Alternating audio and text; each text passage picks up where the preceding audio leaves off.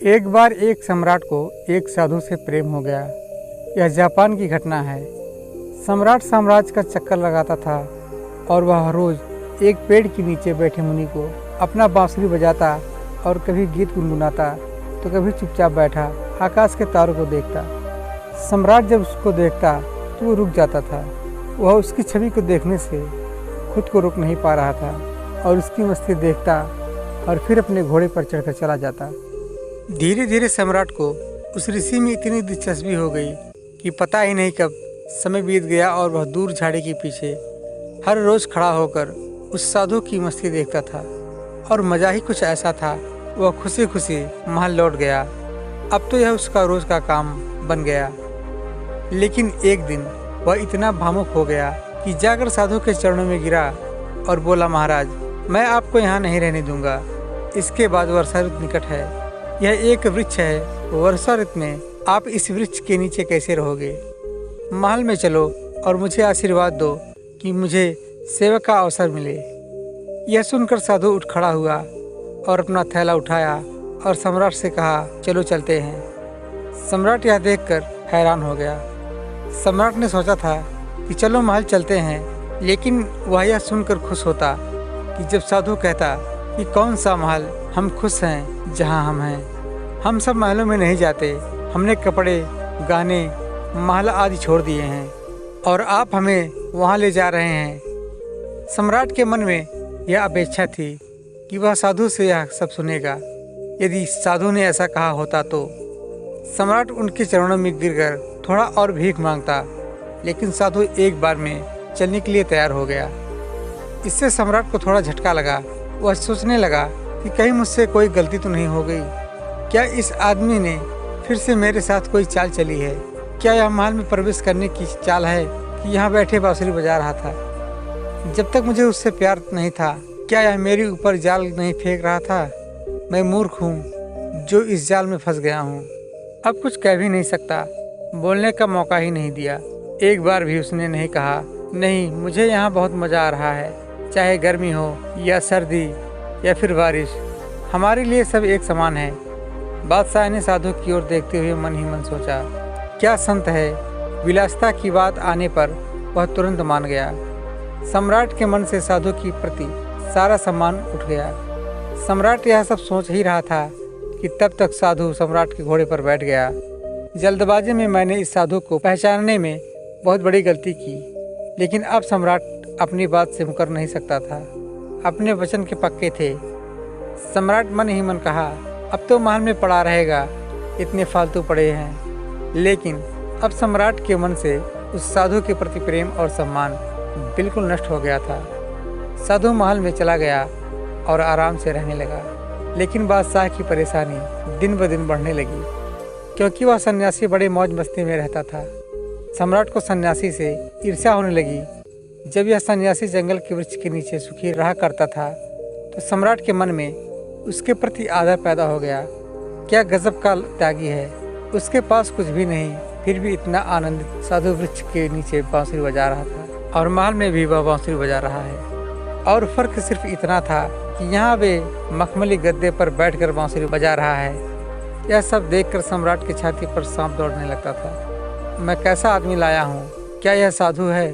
बादशाह से भी ज़्यादा ऐशो आराम से रह रहा है। बादशाह को भी कुछ चिंताएं थी। आखिर उसके पास अपना परिवार, साम्राज्य, धन दौलत सब कुछ है। उसके पास 100 चिंताएं थी, लेकिन उस सन्यासी को कोई चिंता नहीं है। वह बांसुरी बजाता है, नाचता है, गाता है, अच्छा खाता है, अच्छे कपड़े पहनता है। सम्राट ने किसी तरह उसे 6 महीने तक झेला, लेकिन बात सम्राट की बर्दाश्त से बाहर हो गई।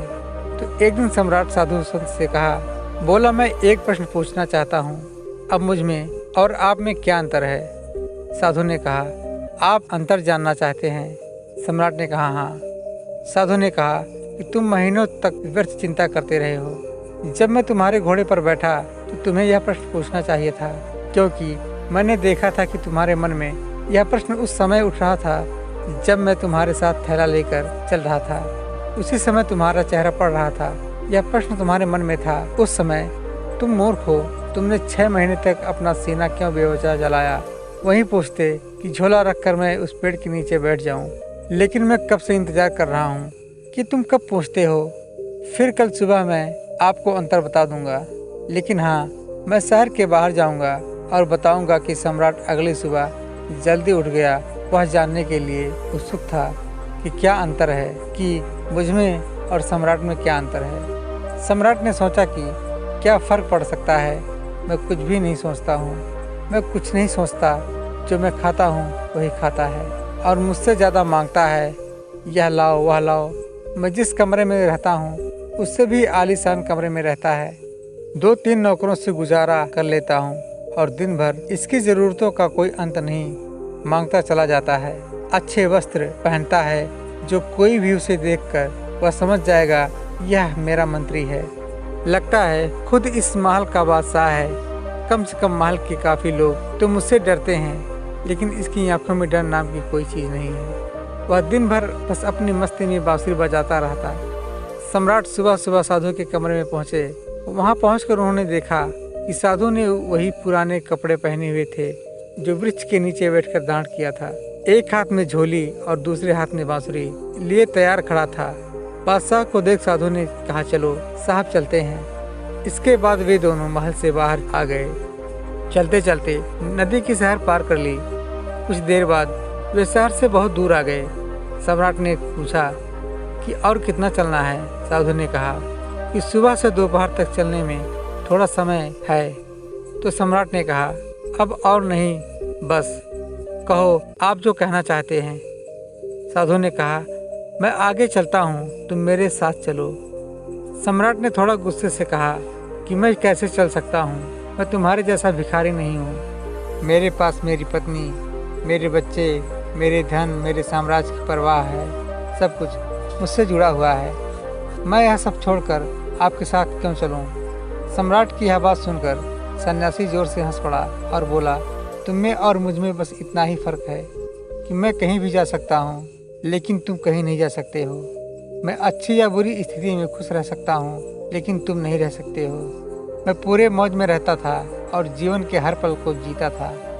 जब मैं महल में गया तो वहाँ भी मैंने अपने जीवन के हर पल को पूरी मस्ती और आनंद के साथ जिया।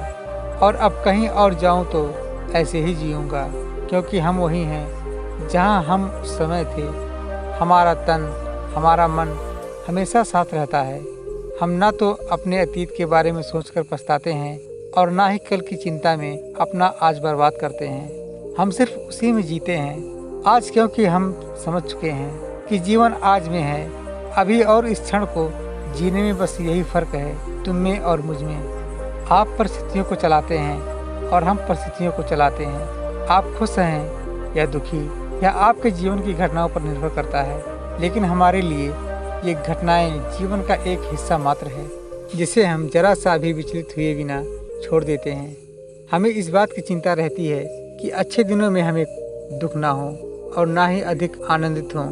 हम हर स्थिति में खुद को शांत और स्थिर रखते हैं, क्योंकि हम जानते थे कि ना तो दुख हमेशा के लिए है और ना ही खुशी। हम हमेशा किसी भी स्थिति में आनंद लेते हैं। अचानक सम्राट को एहसास हुआ कि उन्होंने क्या किया है जो एक ऐसे अद्भुत व्यक्ति के साथ रहें उसे 6 महीने के लिए एक दिन भी सत्संग नहीं कर सका। मैं सत्संग क्या करता हूँ। मेरे मन में यही चल रहा था कि वह एक बहुत ही साधारण आदमी निकला या सोने की पॉलिश वाला खोटा सिक्का निकला, लेकिन अंदर से मिट्टी का निकला। यह सब विचार आते ही सम्राट ने तुरंत साधु के पैर पकड़ लिए और कहा, नहीं महाराज, मैं आपको आगे नहीं जाने दूंगा। साधु ने कहा, देख, मुझे कोई दिक्कत नहीं, ये रहा आपका घोड़ा, मैं फिर से उस पर बैठूंगा और फिर वापस महल में जाऊंगा। फिर तुम संकट में पड़ोगे। यह सुनकर सम्राट के मन में भी वही विचार आया।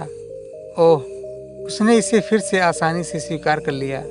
साधु ने कुछ देर तक सम्राट की आंखों में गौर से देखा और कहा, लेकिन नहीं, मैं अब वापस नहीं आ रहा हूँ, क्योंकि फिर से तुम नहीं सुधरोगे।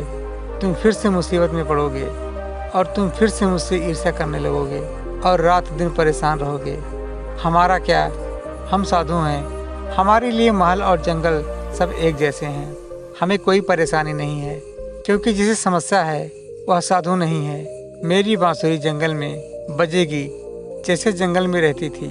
यह कहकर ऋषि वहाँ से चला जाता है और सम्राट वहीं खड़ा साधु को जाता देख रहा था। मित्रों, इस कहानी से हमें दो बातें सीखने को मिलती हैं। सबसे पहले, इंसान किसी भी चीज़ की तब तक इज्जत करता है जब तक कि उसके पास वह ना हो। फिर जब आप उस शख्स के पास वापस आ जाते हैं तो इंसान उसे इज्जत देना बंद कर देता है और उसे अपनी गलती का एहसास तब होता है जब वह वस्तु या व्यक्ति उसके जीवन से चला जाता है।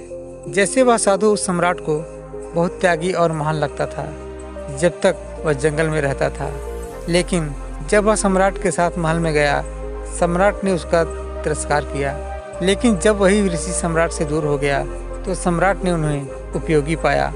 इसलिए किसी भी व्यक्ति को बहुत सोच समझकर अपना बना लो, और जब तुम अपने हो जाओ तो उसे अस्वीकार मत करना। और दूसरा, परिस्थिति कैसी भी हो, हमेशा खुश रहो। जैसे एक सन्यासी जंगल में उतने ही आनंद से रहता है जितने आनंद से वह महल में रहता था। यही जीवन जीने का सही तरीका है। सुख और दुख के लिए समान शब्द होना। श्रीमद् भागवत गीता में भी यही बात कही गई है, और यही बात गौतम बुद्ध ने अपने उद्देश्य में कहा है। जो बीत गया उसके लिए पछताओ मत, भविष्य की चिंता मत करो। बस वर्तमान क्षण को पूरी जागरूकता और खुशी के साथ जियो, फिर तुम्हारा जीवन सुख और शांति से भर जाएगा। दोस्तों, कहानी अच्छी लगी हो तो वीडियो को एक लाइक जरूर कीजिएगा। धन्यवाद।